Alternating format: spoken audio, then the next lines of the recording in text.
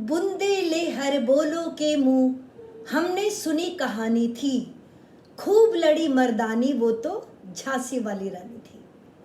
जय हिंद और नमस्कार। आज मैं रेणुका गौड़ आप सभी का हार्दिक अभिनंदन करती हूँ अपने चैनल रेणुका गौड़ में। और आज मैं उस योद्धा जो कितने ही योद्धाओं पर भारी थी, जिसे हम रानी लक्ष्मीबाई कहकर भी पुकारते हैं, उनके बारे में कुछ आज आपके साथ शेयर करूंगी। रानी लक्ष्मीबाई, जिन्हें हम झांसी की रानी कहते हैं, उनका जन्म काशी में 80 घाट वहां पर हुआ था और इनके पिता का नाम मोरोपंत और माता का नाम भागीरथी बाई था।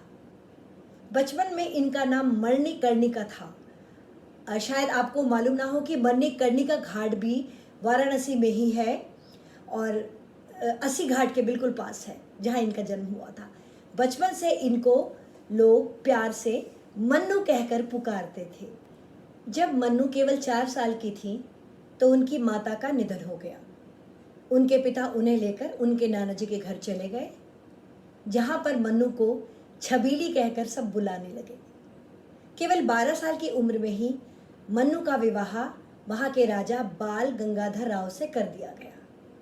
विवाह के कुछ समय बाद ही उन्हें एक पुत्र उत्पन्न हुआ, लेकिन थोड़े समय बाद ही उनके बच्चे की मृत्यु हो गई। बच्चे की मृत्यु के कारण राजा गंगाधर राव बिल्कुल सदमे में चले गए और उन्होंने भी कुछ ही समय बाद अपने प्राण त्याग दिए।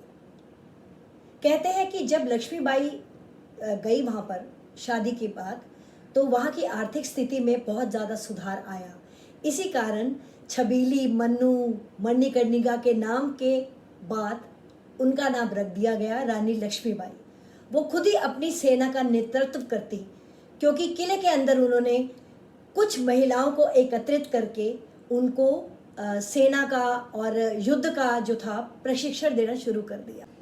पति और पुत्र की मृत्यु के बाद अंग्रेजों ने अपनी कुटिल नीति को दोहराते हुए एक बार फिर से झांसी पर चढ़ाई शुरू कर दी।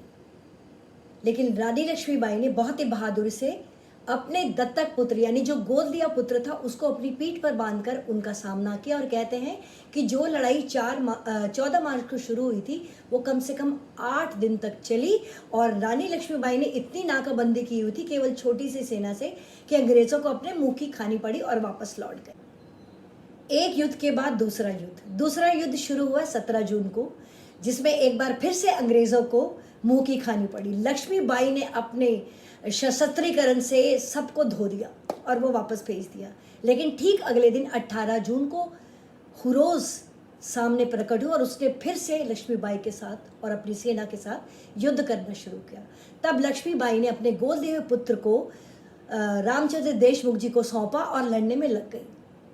तब उन्हें किसी ने सलाह दी कि वो कालपी चली जाए, तो लक्ष्मीबाई ने अपना घोड़ा मोड़ा और उस तरफ चल दी। वहाँ एक बहुत ही गहरा नाला था, लेकिन उस नाले को घोड़ा पार नहीं कर पाया और वो वहीं खड़ी रही। ठीक उसी समय एक सैनिक ने पीछे से वार किया, जिसमें लक्ष्मीबाई का एक हाथ कट गया और आंख निकल गई। फिर भी वो डटी रही, उन्होंने हिम्मत की और उसी सैनिक को मार गिराया। तब थोड़ी सी बेहोशी की हालत में वो वहाँ पहुंची बाबा की कुटिया में, जहाँ पर उन्होंने अपने प्राण त्याग दिए और अपने देश के लिए अमर हो गई।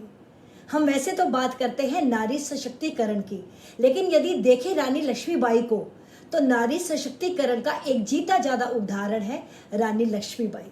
इसी के साथ मैं रेणुका गौड़ आपसे विदा लेती हूँ।